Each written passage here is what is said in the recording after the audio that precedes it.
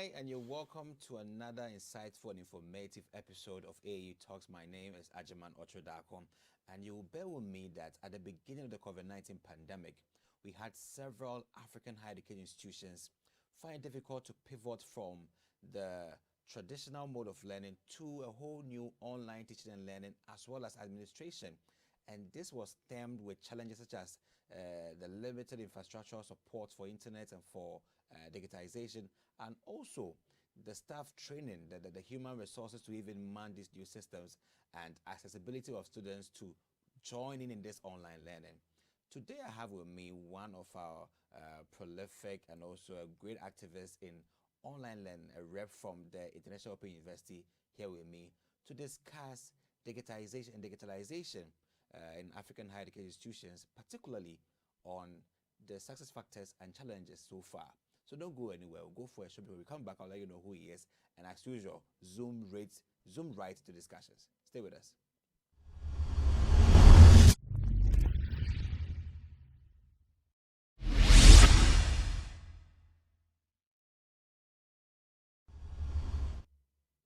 You're welcome back to AAU Talks, and I'm Agyemang Okyere Darko. Before we went for the break, I told you about what we're looking at and who will be with us today. We're looking at digitization and digitalization in African higher education institutions, particularly look at challenges and also the success stories, because we can count on when the pandemic invaded us and how unprepared we were. However, we could see some great impacts that were made, some great steps that were taken by some institutions in Africa towards an entirely new digital platform to enhance things and learning. However, we had others who were struggling with some infrastructural and administrative matters with regards to online learning. And today with me is Mr. Yusif Samudeen. He is the Ghana's rep for the International Open University. Yusif, you're welcome to AAU Talks. Thank you for having me. Great. Thank you for the opportunity. Great. So our viewers are looking forward to understand the whole phenomenon of digitization and also digitalization, and how this becomes the order of the day in the fourth industrial revolution and also in the first century. Why then must we clinch that hard to digitization and also the whole digitalization agenda? So just take us through it. Digitization, digitalization, and why must we show this transformative agenda? Thank you very much for the opportunity. I think the terms look so big time, so let's try at least to break it lower down. them a little bit down. Sure. I mean, we have digitizing and then digitalization. Sure. Okay. When we talk about digitizing, it's like more or less converting from hard paper to soft paper. Okay. For example, I have a book in a school, for example. We have one good book for investment or accounting, but we have 200 students, okay? And it's very difficult to reach the book. So if we want to make that book available to all people, then we need to digitize it. So we need to convert it from the paper into the digital format where everybody can have access to it. So then you come to deal with scanning, trying to put the information together and make it more accessible to everybody. So look at it at the digitizing aspect of it. But when you look at digitalization, it is the application of the digital technology to a business model to solve problems. I mean, application of the digital model, application of the digitalization technology to a business model to solve problems, enhance efficiency, and improve access to access. So when you look at it too, the digitalization itself becomes a bigger picture as against the digitizing. So digitizing is just one form of it. Now the digitalization, the whole system itself, applying the whole digital itself to create a new business model that can even generate profits, solve problems, and make things very easier. So when you look at the two, the digitalizing aspects, we look at it, for example, it's a university. We have Department of Accounting here, Department of English, Department of Arabic, Islamic Studies, IT here and there. They are all silos on their own. Now, if we are trying to put all this one on a platform to link all this one, then you see that we are moving into digitalization, applying all the IT infrastructure, leveraging our IT infrastructure, the internet, so that those separate units can communicate with themselves. When you look at International Open University, for example, students go online to study, they go, whatever they are looking for, they are able to get it. Students can register, they can do their own enrollment, they can ask for their own transcripts without necessarily having to call somebody. What happened? What is happening at the background that the student is able to access the learning platform so easy without difficulty? So that element that makes the consumer, the end user, access the learning without much problem, then you see that we have been able to automate the system to give the value that we are looking at the end of the tail. So that two terms that you have asked, at least we try to break it up down a little bit. You know, strangely, the campaign for digitization and also digitalization in African higher education institutions has been there. I mean, it's a decade-old campaign, but we still find the resistance of some institutions with some underpinning factors that they have brought out. They said one, it's expensive, two, it's stressful, it's quite hard to manage. What, in your view, must we condescend to these responses against the bigger picture of the accessibility and also the ease of learning? Yeah, so when you look at the thing, as we've just mentioned, we just talk about it and you think it's a very simple thing. No, there are really challenges trying to convert from one format to another format. The first format, to talk about the digitizing. Just imagine you have a library, a bigger library, and you are going to convert all the books into a digital form. Think about the scanners you are going to use. Think about the human resource. Think about the resources that are going to go in with the buying. Now, the departments are already on their own. Students are writing their examination here. Somebody has to key it into the system. It comes with challenges. And the first challenge I see is with the issue of human resource. You need the IT support. I think there is a study that confirms that 54% of most institutions have not been able to go full digital because of lack of human IT resource specifically. Because you need people with cybersecurity knowledge. You need people with the technical architecture. You need people with the ERP and the advanced data analytics skills. So that your digitalization transform agenda can come into being. So the human resource is very key. When you look at International Open University, for example, it's looking very smoothly. Things are running. I think so far, you can see that IOU's platform has become exemplar. People are actually looking at it because we've tried to simplify things. We are actually 100% online. So it makes our studies very simple and easy. But our success depends on the human resource, our IT, the system itself, the people behind, the people who are putting the thing together. So institution without human resource become a very big problem. The second thing is with the issue of change management. Because people are already used to a way of doing things. Somebody has to move from here, a paper has to go here to be signed. You know, people have their own authority, leadership. You know, when you look at expertise, because of the expertise somebody has, he has some power on it. And here, all of a sudden, you are bringing in a system to come and take off that person. What do you think is going to happen? It is not going to be very easy. You have to run the system parallel. So there will be some challenges there. And then the human aspect, because machines alone cannot work. Machines and human beings come together so that the digitalization itself can take effect.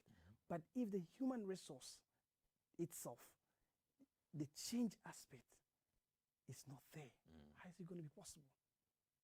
So once people are thinking about buying the equipment, you have to think about how to take care of the change management issues. So success part, you need to have a strategy for change management itself. Okay. Secondly, thirdly, the strategy, the agenda of strategy must fit into the corporate strategy itself. Okay. Where are you going? What is the vision of the school? And how can IT support you to get there? So we need to match. Where there's a mismatch between the strategy, the focus of the organization as to where we are going, and how IT can come in, there will be a clash. And then also the need and demand for students keep on changing. That is, the end users keep on changing.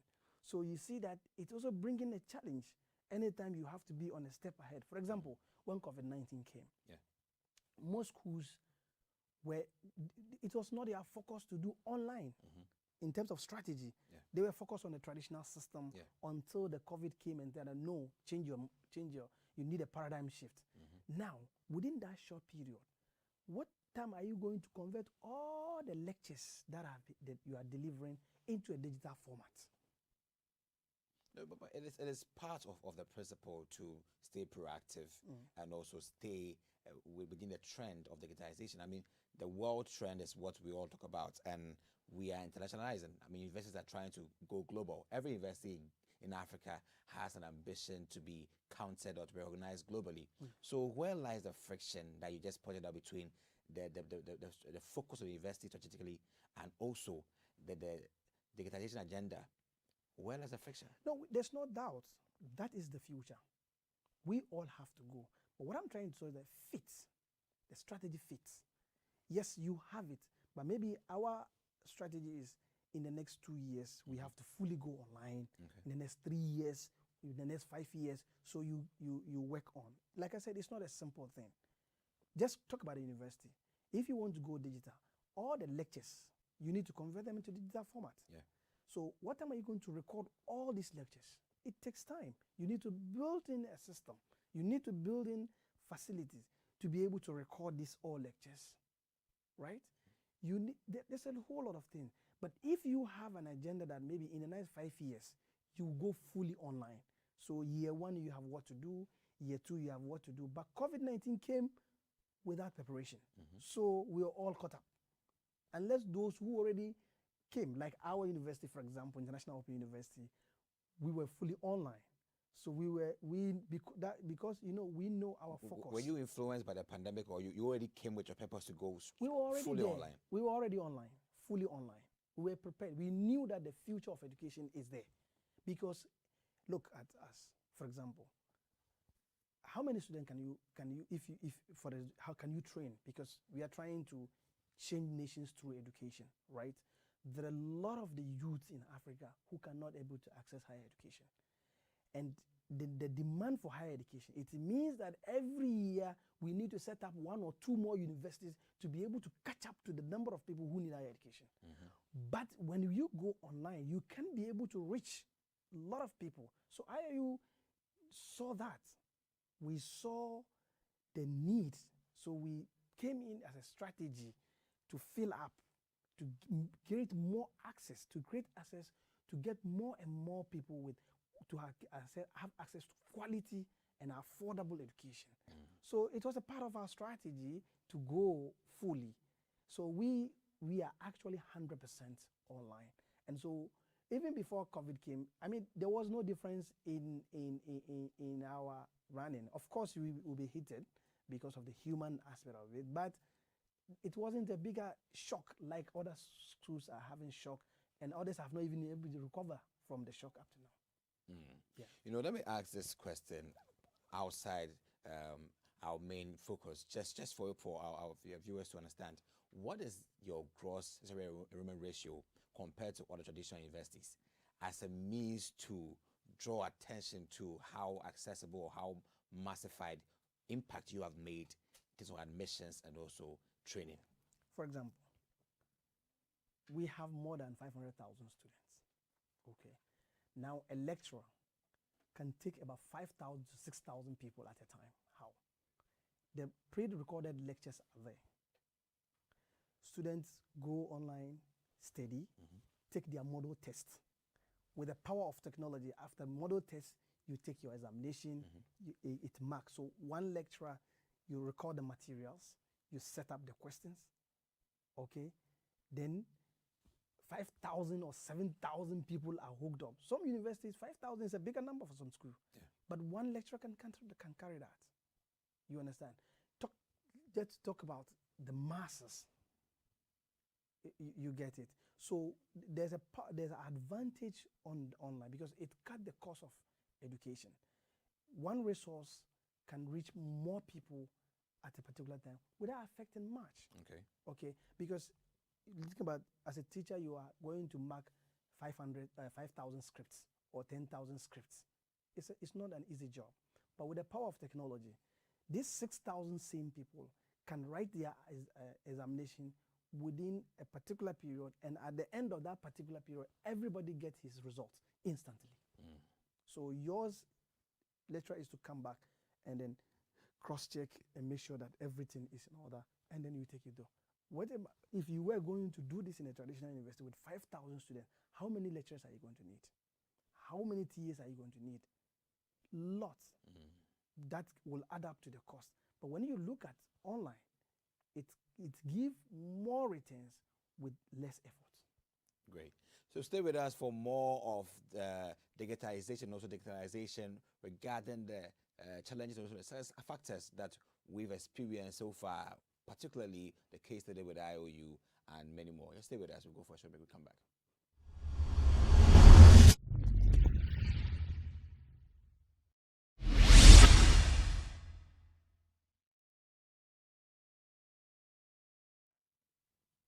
So welcome back to AAU Talks, and we're still discussing the digitization, digitalization in African higher education institutions with more emphasis on the challenges thus far and then the success factors that we've experienced.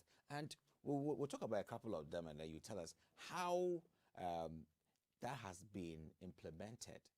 So other universities who are looking forward to transform their system fully digitally will now understand how the milestone is and what to expect. First of all is the embedment and investment into digital infrastructure.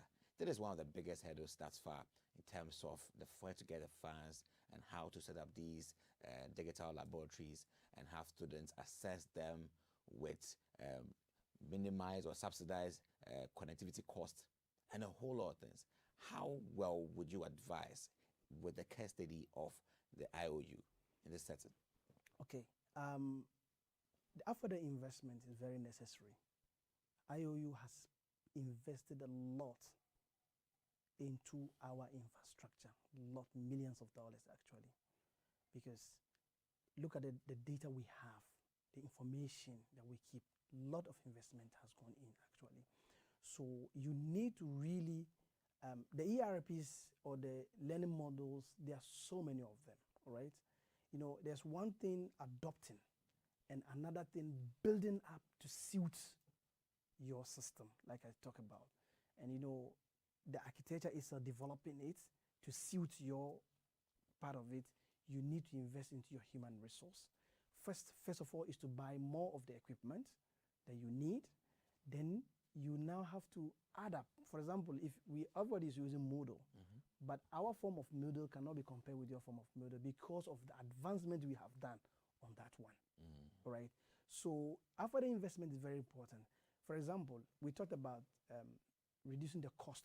Yeah. All right. And then making it accessible, because of the challenges of internet. So IOE, for example, in terms of trying to drive the cost down, the recorded materials are sometimes made available. For example, in our office, in Ghana office here, it's made available. So a student who hook up onto the course, sign up to study the course, does not have access to internet properly. We have set up a lab. In Ghana, we have a lab where students come there and study. We have done same in Uganda, in all the across African English-speaking countries. We have, through the model that we are using, the 1 million scholarship project that we are running, we set up more learning. We are setting more learning centers, so more and more people who do not have access can still come there and learn. One of the things that we have done is try to reduce the cost of internet for students. So if you are on it and you don't have access, we have made up a lab. So you can come there and study. Maybe you have a device, but internet connectivity, you have a limited. Okay, come to the office, you get the material. The soft copy of the material is given to you. Then you go home, and with a little internet connection, you still be able to access the learning on your line, on yourself. So we have actually done the investment, and as a university, as part of the strategy, we have to make conscious effort and make budget available, because since the digitalization has become has become part and parcel of our daily life, and in fact that is where we are going, then we need to make a concerted effort, make budget towards that direction, because that's where we are heading towards. So we need to make allocation of budget to it and hire the right people, give them the focus, and then engage them to bring our vision into reality. So we need to actually make investment. It is not easy going online, fully online. It's not that easy. Your database management system is to be there. And when you are moving online fully, you are becoming more vulnerable to attacks. So you need the cyber security systems, your security systems. You need the people to develop the infrastructure, the ERPs, the choosing even the learning model, the platform is even a bigger decision that needs to be looked at. So fortunately for us, we all have departments that have IT and other people.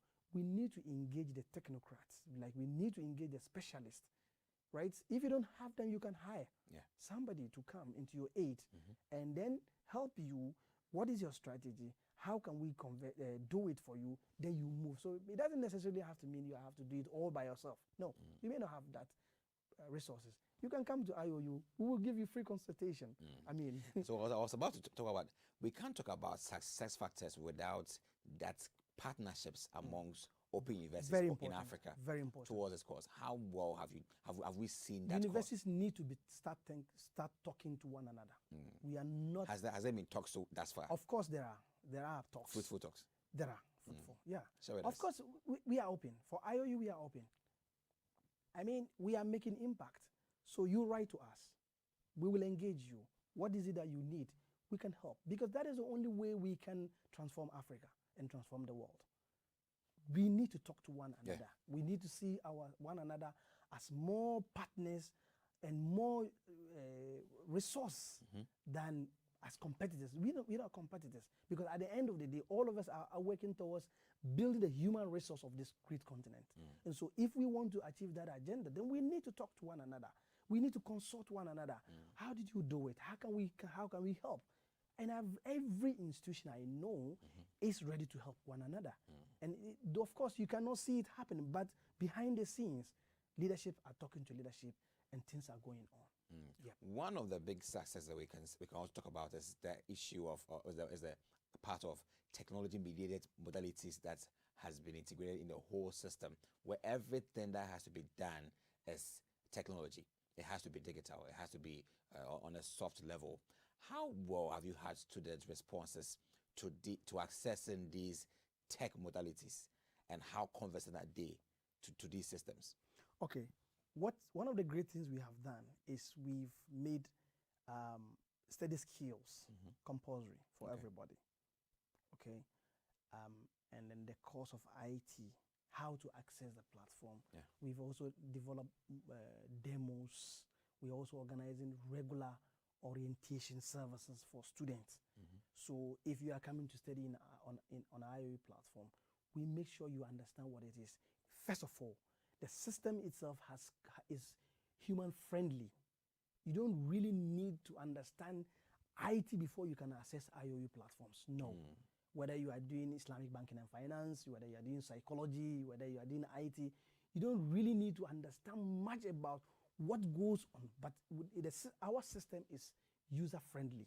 That is the first thing that every system must build up into in its system to make it more user-friendly. Okay. Then the second thing is to try to give support services, and this is what IOU representatives all over are doing. We are more connected with our students than any other thing. 24/7, you call, you get somebody to assist you. Because you are in your home, you are assessing something and there's a problem. How do you get resolved, particularly in a 100% online? How do you get done without support? So the support systems are become also very key. So we are doing that bit on our side, trying to give the student the support. So the system has actually come with a user-friendly that everybody can access it.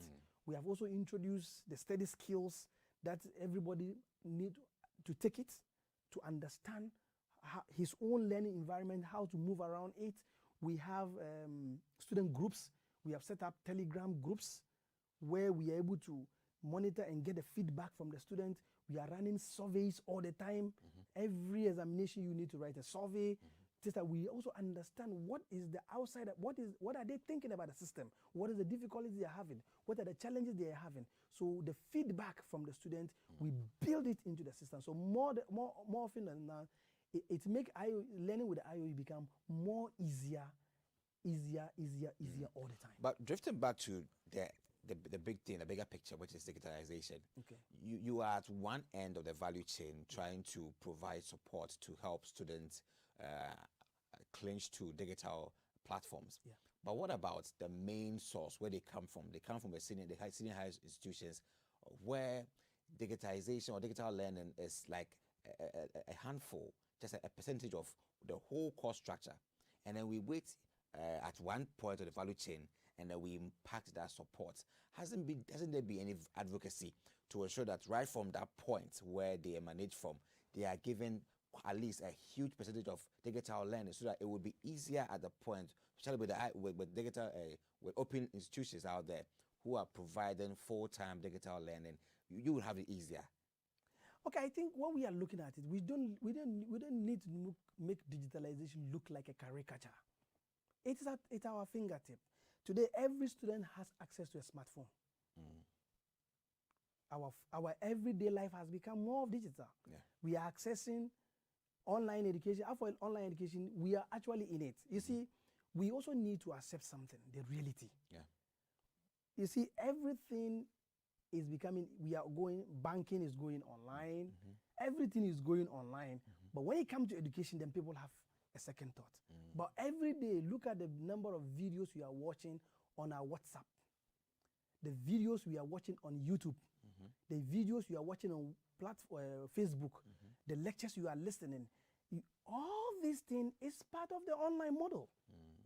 You understand? So somebody at the high schools coming up has a bit of knowledge, but we have also understood that. That's why I told you earlier on that our system, we have built our system to be user-friendly. Yeah. We have made it so easy. And on top of this, the system that we have built, the inbuilt International Open University has built into its system to make it more easy and accessible to access the learning platform. Sure. We also have effective 24-hour support services for our students, right from the help desk to the country representative. So beginning of the semester, we run orientation programs where we take the students, sit down for 1 or 3 hours, take him through how to log in, how to access his modules, how to do the course enrollment, how to resolve problem when you have, particularly if you are writing a paper and the lights go off or you have a problem, you have to go and do your own quiz research. Yeah. We take the person through that. We take the person how to do the payment, we take you through a course. And on top of this, we have done other online videos that we have made available to all our students. And every semester we do them and we send it back. You see, that's the power of technology. We do it and keep it. So students can visit every time and there. So with a little push, looking at the investment that we have done into our system, with a little push you give it to the person, he gets through. So in IOU, it doesn't take you much headache to join IOU. We have actually built a system for Africa and for the world. So it makes it easy, anybody who come. And to be honest with you, IOU is ready to take up to 2 million or 3 million people studying at a time without hitches. And I'm saying this because I know what IOU has, International Open University, has built into the system. And anybody who wants to see it should log on to IOU. I mean, the registration is very simple and easy. You just go on our website, www.iou.edu.gm. You fill the form. Somebody gets to you. You see, the moment you fill the form, automatically we are informed. The country representative is informed that Mike has applied. So I call you, Mike, how can I assist you through the process? Mike, do this to upload your document. Mike, do that, so that we check all the credentials, because you are going to upload your certificate from Ghana. We also have to check the documentation and see, of course, our system has built that, and you get enrolled. You go make the payment, upload your system. So you see the process that we go through with you from day one, you get to understand it. You upload your payment. Now the payment is being uploaded. They have done the checks and you have been granted the admission. Now they ask you to go online and enroll. Yeah. So you go and enroll, then you come, we take you through the process, then you take it there, you write your assignment, you have to go and upload your assignment. You see, so we have made it so easy. And then we have created help desk on WhatsApp groups, on Telegram, so that we can understand the feedback, the support. So you have a problem, just drop it there, we take it up from there. So this is what we have built. And I'm telling you on authority that our system can take 2 million people at a time without problems. Everybody can study at the same time. And I think we are poised, actually, to make sure that higher education become more easy and accessible to everybody. It's a remarkable opportunity right here that we cite ourselves in with digitization because of the accessibility you create for so many students.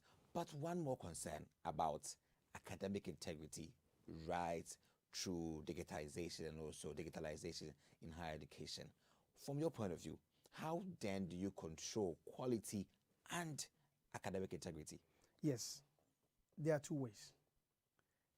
Back again, the system has built in that. For example, when you write your assignment, it's uploaded through a very site where it checks the plagiarism where you copied your material from, and it will catch you, no matter what it is. Because there's an acceptable level. After that level, your assignment will be cancelled, right? Now, when you come to the examination, before you come to take your examination at our examination center, we have to see your ID. Are you the right person coming to write the exam? Yes, before you sit down at the exams hall. Of course, you are sitting there. When you are ready to take your test, the proctor has to come and code in the password before the examination opens. So whilst you are taking your exam, there's a proctor with you in the room. How are you going to cheat? More to the point, the system has given you a timeline. You have to finish this examination open at this time and close at this time, and you are writing. So what time are you going to flip another page and come back? Besides, we are there. We are building all those systems to ensure that you can't cheat the system. No. Beside the ones that we have put in, we have also made sure that every student take his final exam at a particular registered learning center across the globe. We have registered centers. That is where you take your final examination. And that bit that we are afraid of is being taken care of. Because the moment you come, we have to see your ID. Are you the person that said he's coming to write there? Is it like the normal university? The invigilator will check your ID before you sit down. Then they come around and check your name and see for you to sign. Same is happening. So you come online, you come to the learning center, you key in your details, you sit down, you log in. First of all, you are logging yourself. We check your ID, you are the right person. Then we come and give you the access to the password, the password to the examination. And then we are sitting in the hall with you. If it is 2 hours that you are writing the examination, 3 hours, there's an officer with you. So how are you going to cheat? That's amazing. But on a wrap-up note, what would you want to say? We're looking at the next decade of an entirely 100% road digitization or digitalization agenda in Africa. What is the role of existing open universities and also upcoming open universities, and the role of existing traditional, now about to enter or digitize universities? What role should we play in ensuring that it is a win-win for the students, win-win for the institution, and also for the African continent? Yes. First of all, we have to decide that it's time. We have to accept that it's time we go online. Because when we go online, we serve two purposes. We can do more than what we are doing currently. We need to now make concerted efforts, because in the next 5 years, that's where we are going. We have to do the investments in terms of the infrastructure, and then the human resource. So if you are a school that want to move and you don't have the requisite staff to support you, you need to start investing into your staff, training them to go and build up in those areas that you are very weak, train them or recruit more people. Of course, recruiting comes with its own cost, same. If you're going to train, they say, of course, of course, it's part of it. So we need to really understand that it's time for us to go online. And then how you have to define when, by what time do you want to go? Maybe in the next 5 years. So year 1, year 2, year 3, year 4, what do you want to do to get there? Which year are you going to get all your equipment set up? Which year are you going to finish converting all your, digitizing all your materials onto the digital platform? I mean, all the stages we need to talk. We need to, and then we also need to engage those who are already in, who have done have gone far. AAU, our doors are open. Contact us. How have you made it? How did you make it? We sit down, we talk, we advise, and we see how we can also bring you on board. So we have to know that it is time for us to go, and then we have to prepare. Let's just say, International Open University, I mean, our enrollments are between March and September. Actually, they are writing their exam now. And the March enrollment has started. So we employed everybody. I mean, workers, graduates who are finished, you can take up all our courses. You sign up today, www.iou.edu.gm, or you visit any of our country offices in your country, or in Ghana, you can come to our office in Medina. We sit down with you, take you through, and sign up. Our university is very, very affordable. Very, very, I mean, the cheapest are things, but we are giving the best. So any course you are looking for, you're looking for IT, we have 4-year degree in IT, psychology, business administration, information technology, and so many other courses. Okay. So thank you very much for your time, Mr. Yusif Samudeen, Ghana's Ghana's rep for the International Open University, who was with us in the studio discussing digitization in African higher education institutions.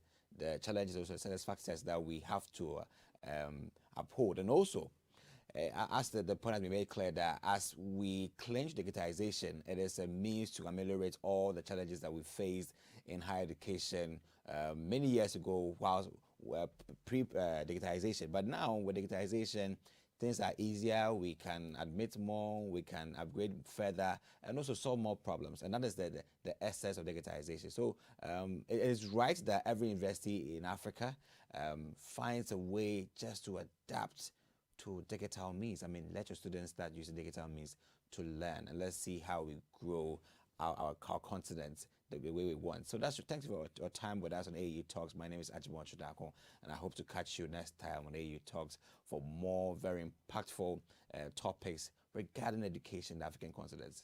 Thank you very much for your time. Have a nice day and bye.